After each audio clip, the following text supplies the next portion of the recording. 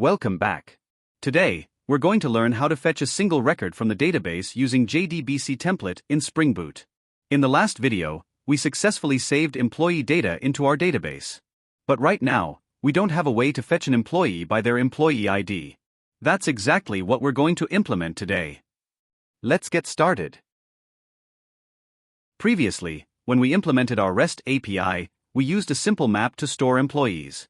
In our get method, we checked if the employee ID was present in the map. If it wasn't, we threw an exception, otherwise, we returned the employee object. But now, since our data is stored in the database, we need to fetch the employee from there instead. That's exactly what we'll be implementing today. Alright. Let's go back to our employee repository interface. Add a method called findByEmployeeID.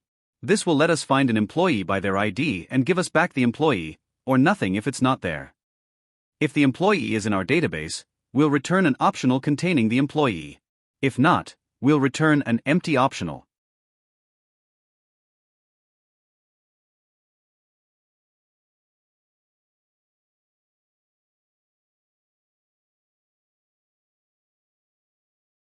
Alright. Now, open the employee JdBc repository class. Implement the findByEmployeeID method here. Alright. First, let's write the SQL query. We'll use a select statement to fetch the employee details where employee_ID matches our input. So, type select asterisk from employee where employee_ID equals question mark.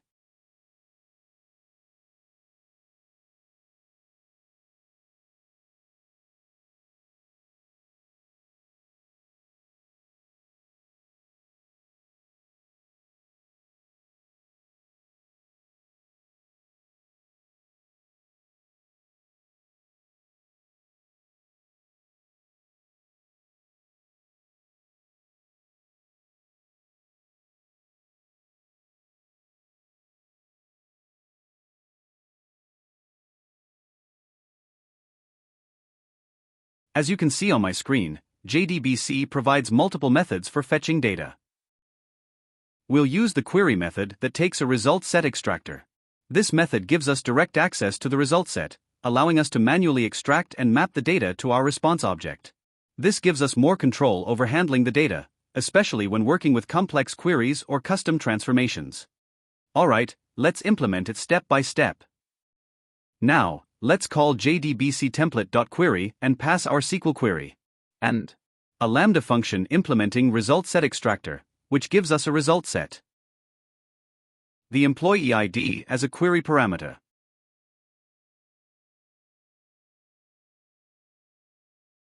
In our Lambda function, we start by checking if there's any data in the result set.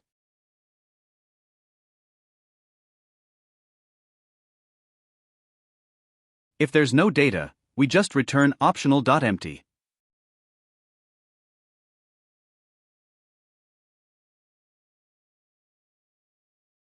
If it's present, we'll create an employee object. Do the same as I do on my screen. Let's map the database results to our object.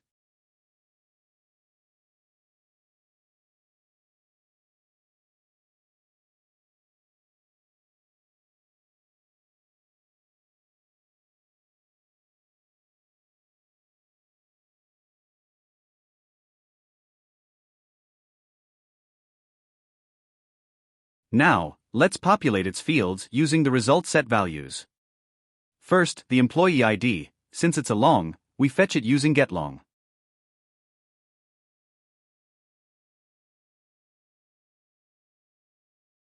Next, the employee name. It's a string, so we use getString.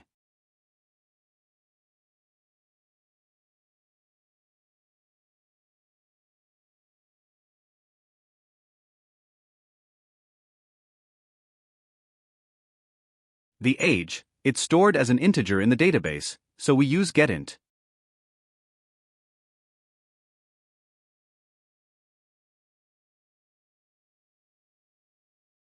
For joining date, the database stores it as an SQL date, use getDate to fetch.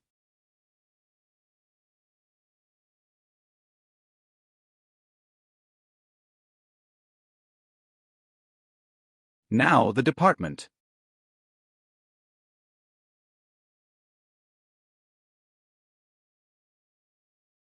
Finally, the timestamps for created date and modified date.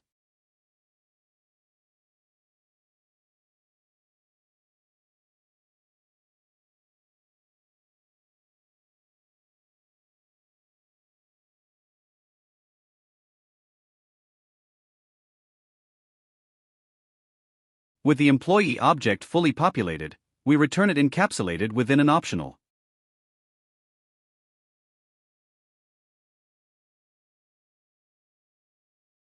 Alright, our find by employee ID method is complete.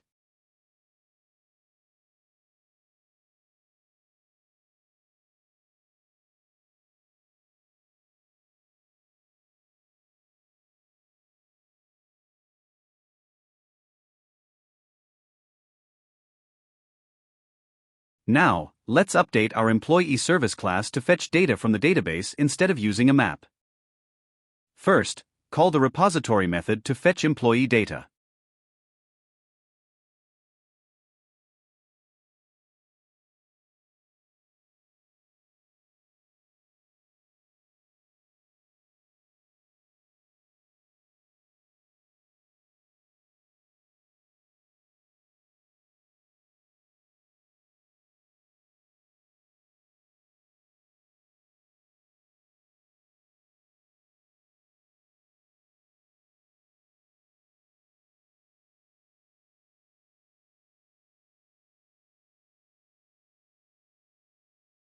Right now, we were checking if employee ID exists in the map.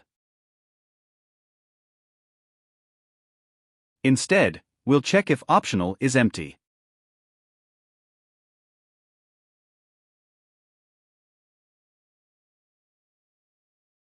If the employee exists, convert it to employee DTO using entity DTO mapper and return the response.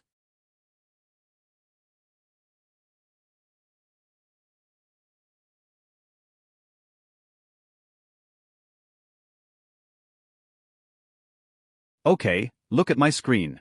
In the getEmployeeById method, we start by calling employeeRepository.findByEmployeeId, employee ID. This gives us back an optional employee. If we find the employee, we get the employee object. If not, we get an empty optional. Then, we check if the optional is empty. If there's no employee with that ID in the database, we throw an error. If we find the employee, we turn it into an employee DTO. We use entity DTO mapper.toDTO to do the conversion. And then we send back the employee DTO. Alright, let's start the application. And switch to dbeaver and run a select query on our employee table to check the existing records. Alright, as you can see on my screen, we have 5 employees in our database. Alice has employee ID 1 and works in the developer department. Bob has employee ID 2, also in developer. John appears twice with employee ID 3 and employee ID 4, both in HR. Rock has employee ID 5 and belongs to QA. Joining date: all employees joined on March 18, 2025. Now, let's switch to Postman and test our new API to fetch a single employee. First, I'll try an employee ID that doesn't exist in our database, let's say 10.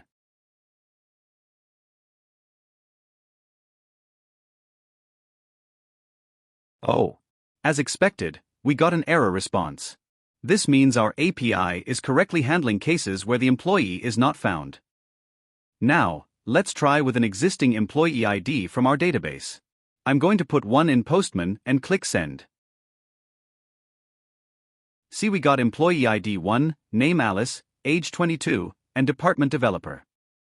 But wait! The joining date is showing March 17th instead of March 18th. Looks like there's a little mismatch. Let's investigate and fix this. Oh. Remember in the last video, we used .json format?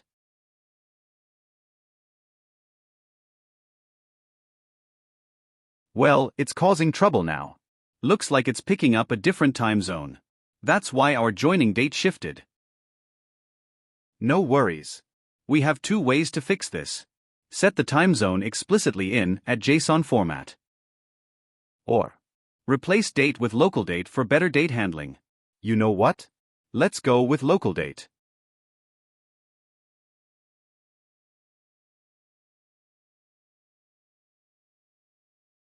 Oops. Error in employee service. We used new date, but now we need local date.now. This data type mismatch needs correction. Let's fix this.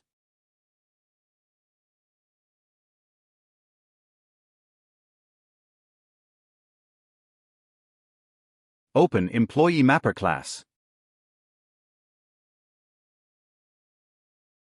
Alright. Now let's fix the issue inside Employee Mapper. Do the same as I do on my screen.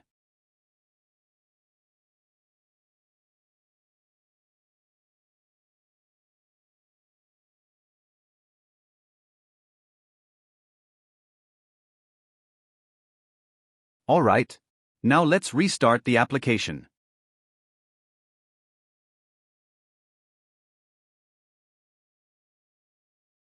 Alright. Now, let's hit the API again. This time, the joining date is correctly showing as March 18th instead of 17th. That means our fix is working perfectly. As you can see, using JdbcTemplate, we successfully fetched the employee details from the database. Alright. We've been getting data from the database using result set extractor, but there's a simpler way with JdbcTemplate. It's called Bean Property RowMapper. It automatically matches database columns to Java fields, but the names have to be the same. This is the key to automatic mapping. It also creates the object and populates the data, and we don't need to do anything manually. Now, you might be thinking, our database uses snake_case, but our Java fields follow camel case. Won't that break things? No worries. Spring Boot has our back. It automatically converts column names so they map correctly to our Java fields. Cool, right? Since our employee class and the employee table have matching structures, the only difference is that the database uses snake_case, while Java follows camel case. But no worries. As I mentioned earlier, Spring Boot takes care of this automatically. So, we don't need to worry about it at all. Now, let's implement this cleaner approach. We'll use Bean Property RowMapper and comment out our old result set extractor code, just in case we need it later. Alright, watch as I do this and follow along.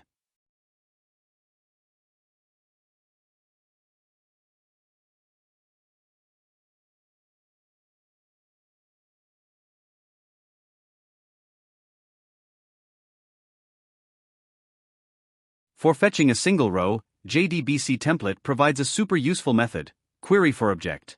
Let's simplify our data retrieval. We're going to use query for object and give it three things. First, our SQL query. Bean Property RowMapper. Create an object of Bean Property RowMapper and pass employee.class.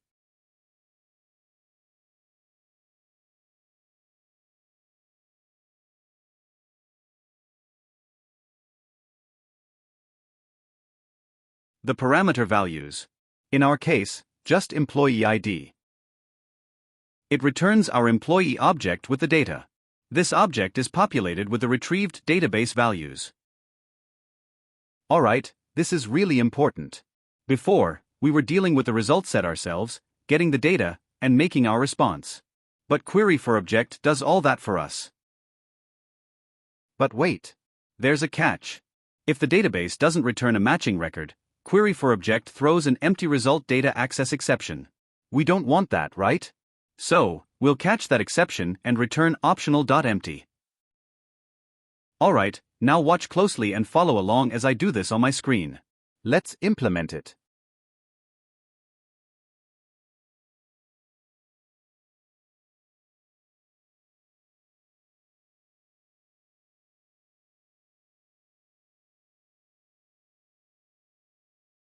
Let's add a log message when we get an empty result data access exception.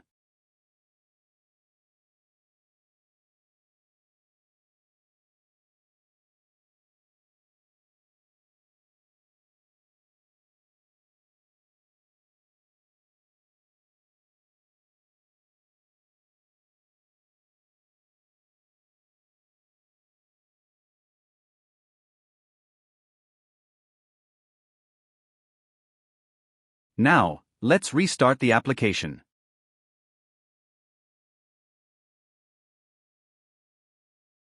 Okay, let's hit the API again with another employee ID. I'm going to use 5. Alright guys, check this out. On my screen, employee ID 5 corresponds perfectly to Rock. Our API returned his details just as we expected. Now, let's spice things up a bit. What if we look for an employee that doesn't exist in our database? I'm going to hit the API with employee ID 50.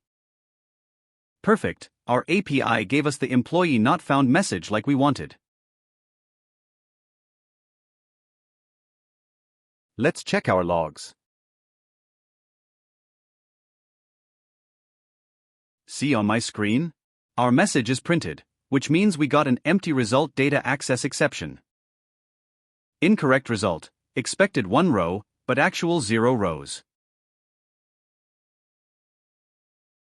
Okay, what if your database column names and Java field names are different, but you still want to use a RowMapper? Spring JdBc can handle that. Instead of bean property RowMapper, we can make our own RowMapper. This lets us decide exactly how to match database columns to Java fields. We just make a class that uses the RowMapper interface, and in the MapRow method, we write the code to get the data from the database and put it into our Java object. This way, we can match any column to any field, even if the names are different. Let me show you how it works. Watch my screen. Let's create a new class called Employee RowMapper.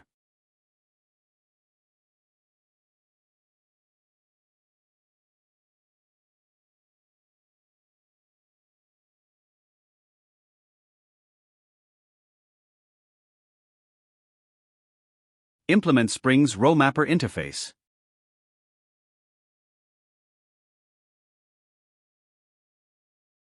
Make sure you're importing RowMapper from the org.springframework.jdbc.core package.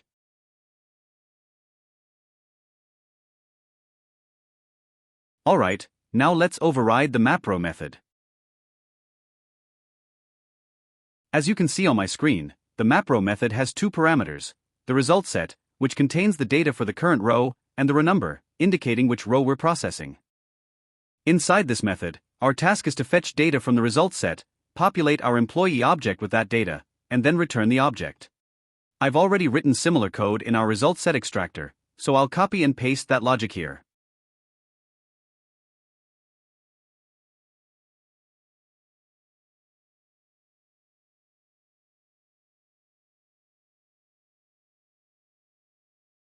Watch closely as I do it. I'm simply mapping each column from the result set to the corresponding field in our employee object.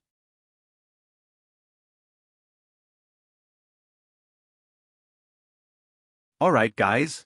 Now that we've built our custom employee RowMapper, instead of using the bean property RowMapper like we did earlier, we'll simply pass an instance of employee RowMapper to our query method. And here's a tip. If you want to manage your custom RowMapper as a Spring Bean for easier dependency injection and better manageability, you can mark it with the @component annotation. But that's optional. For now, let's go ahead and pass our employee RowMapper object, just as I do on my screen. Alright, let's restart the application.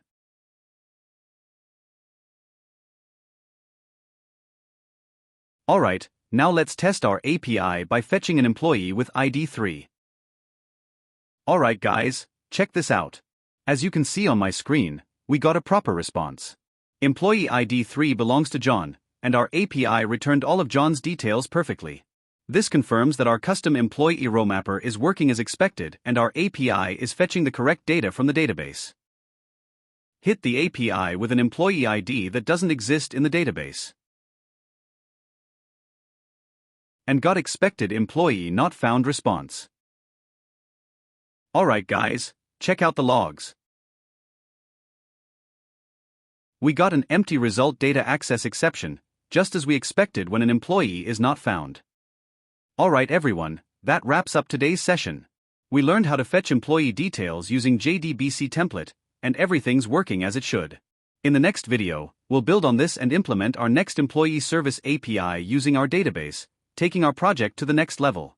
Thank you so much for watching. If you enjoyed this video, Please hit that subscribe button and ring the notification bell so you never miss an update. See you in the next one.